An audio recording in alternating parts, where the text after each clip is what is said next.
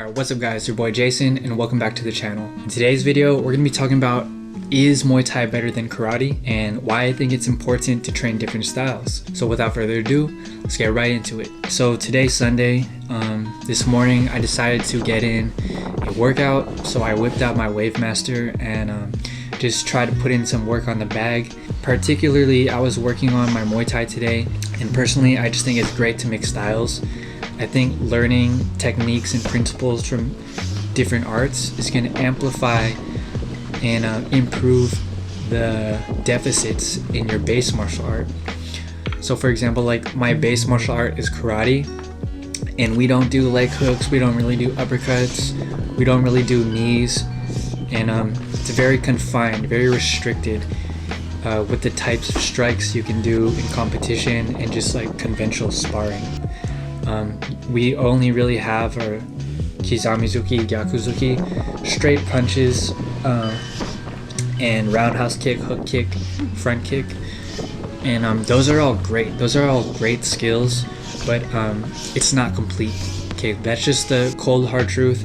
It's not complete, and if you just took a pure karate athlete and a pure Muay Thai and you squared them up, you know, you'd get mixed results, but in most cases than not, you'd see the Muay Thai person putting tons of pressure and walking down a karate athlete. There are a few exceptions like Leo Machida and other few karate athletes who went high in MMA. They were able to get some, you know, flashy, quick knockouts, and that's just because of the element of surprise that karate brings to the table when it comes to competing at a high level. Because what I find great about coming from a karate background and competing in different martial arts is that you're going to be unique. You're going to be unorthodox. Like, you're going to have different looks that people are not used to seeing. Because in the world of MMA and combat sports, the mainstream striking is just boxing and kickboxing, boxing and Muay Thai. So basically anyone that you come up against in those styles is going to be accustomed to seeing those looks, the boxing stance, the Muay Thai stance, but very few will be able to recognize a karate stance. And that's where I think karate shines, giving the element of surprise. Where I think karate falls short when it comes to like squaring up with the Muay Thai athlete is in the close range and, you know, dealing with true pressure from a close distance, and also the hooks, the uppercuts, the different strikes, and just the level of intensity that Muay Thai does bring. Because you know, we're often trained to just kind of touch and go, hit and not get hit, kind of tag your opponent. It doesn't really teach you how to truly sit down on your punches in karate.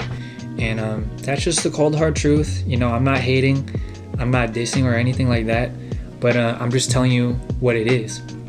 So if you want a more complete understanding, I suggest you try to mix it up with different styles, because the last thing you want to do is only have, you know, a few weapons, your 1-2 or your roundhouse kick or your hook kick, and then you go up against, you know, a dangerous striker who will eat a few shots to give you, you know, that smack in the face.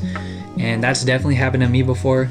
I went into some gyms trying to throw my flashy stuff, my spinning stuff, and, you know, I would tag them, but then a lot of times they just little scratch, they walk me down and then, you know, basically beat me up. But I learned from that, and what I learned is to incorporate how to incorporate my karate into different martial arts, how to incorporate different martial arts into my karate, so that now when I'm fighting a purely karate practitioner, I have tons of looks, I have tons of ways to beat them. Now when I'm fighting just a strictly boxing or strictly Muay Thai practitioner, I got tons of looks, tons of ways to beat them.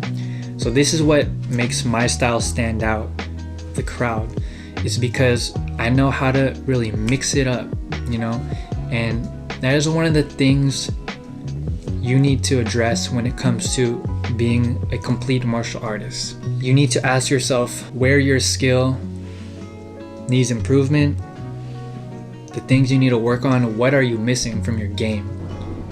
Do you even know how to grapple? Do you even know how to do a hip throw, a double leg? Can you defend a takedown? Do you know how to knee from close range? What are you gonna do when you clinch up? Do you know over under position?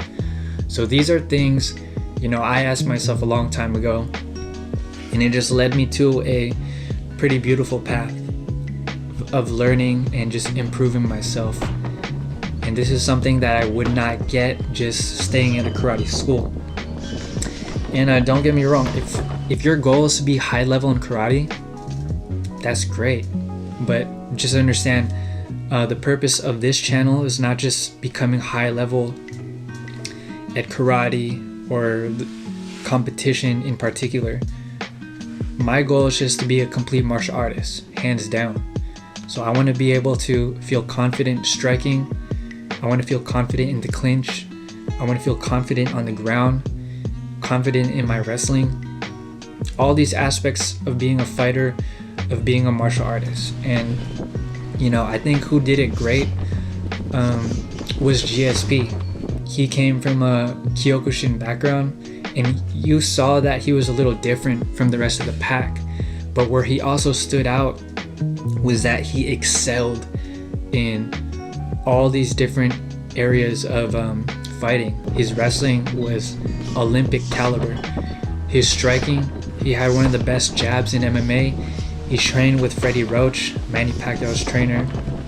The list goes on and on. To me, he really embodies what a complete martial artist should look like. So without going too off topic, I was just putting work on the Wavemaster. And if you're wondering if the Wavemaster is a good investment for you to train at home, I definitely think it is. And as you can see, it can take some punishment. Sometimes you do have to readjust it, tighten it up, or move it back into the center. But it is what it is. Unless you want to go out of your way, drill some holes in the wall, put some nails in, screw this, screw that, and then hang up a heavy bag, it's all you can definitely do that. But for convenience and just consistency of training, Wavemaster gets the job done. So guys, that's the end of this video. If there are any questions you might have about what we talked about, feel free to drop a comment and I'll do my best to reply to you guys. And if you guys like the video, please remember to smash the like button for me. It really helps me in the YouTube algorithm. And if you're not already, go ahead and please subscribe to my channel to stay up to date on all my future content. Again guys, this is your boy Jason signing in, signing out. Os.